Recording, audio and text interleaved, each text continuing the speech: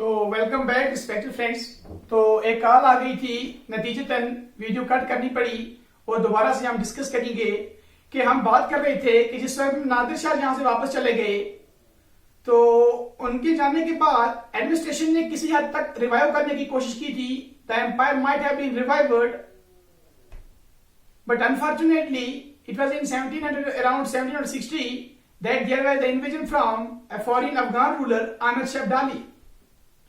Empire की अब revive करने की कोशिश कर रहे थे, एम्पायर को रिफॉर्म करने की भी कोशिश चल रही थी because the nobles were in the quest of the same. लेकिन एट द सेम टाइम हमने देखने की कोशिश की कि यहां पर एक बहुत ही बड़ा इन्वेजन दूसरा हो जाता है अहमद शाह अब्दाली का और नतीजतन एक बहुत ही बड़ी जंग होती है जिसे हम बोलते हैं third battle of Panipat. It was in 1761 in which the Marathas and the Mughals were badly defeated. और जब अहमद शाह अब्दाली ने इनको डिफीट किया तो रिजल्टेंटली क्या हो जाता है काम, यहां पर जो मुगल एम्पायर थी, the nature of the Mughal Empire as an all India expired, ended।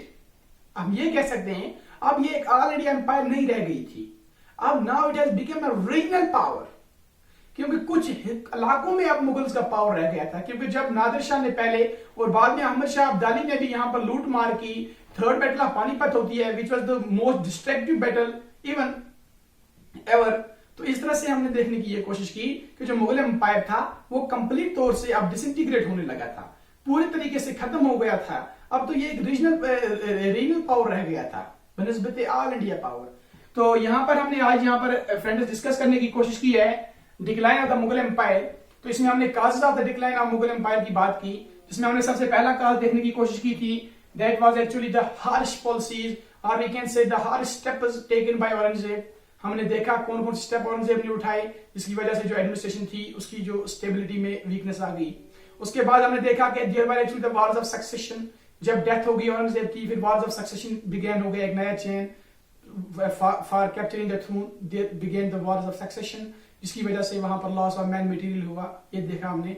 तीसरा पॉइंट हमने देखा वीक नेचर ऑफ नोबेलिटी, किस तरह से जो नोबेलिटी थी वो वीक हो गई थी, अब वो सेल्फिशनेस आ गई थी वहां पर, अब वो पहली वाली नोबेलिटी नहीं थी जो for the welfare of the administration काम करती थी।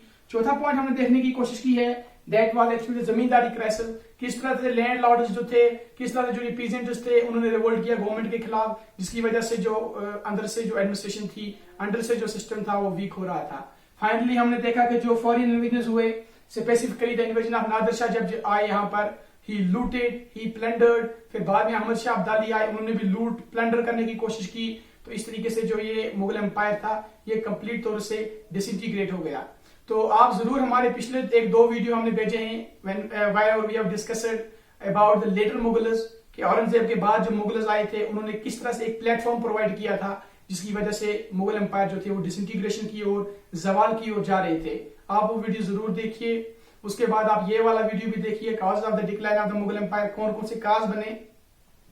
और इसके बाद respected friends you are requested to please give me your valuable feedback, अपना फीडबैक भी आप दीजिए और अगर इंप्रूवमेंट की जरूरी है उसके लिए भी आप सजेस्ट कीजिए। तो इसके बाद जो हमारा टॉपिक होगा अगला, उसमें हम देखेंगे या तो हम creation of the new states देखेंगे या फिर अब हम direct advent of the Europeans के ऊपर आ जाएंगे। तो accordingly I will let you inform in the community section. तो आप सब मेरे चैनल को सपोर्ट कीजिए, लाइक कीजिए, शेयर कीजिए। Thank you so much.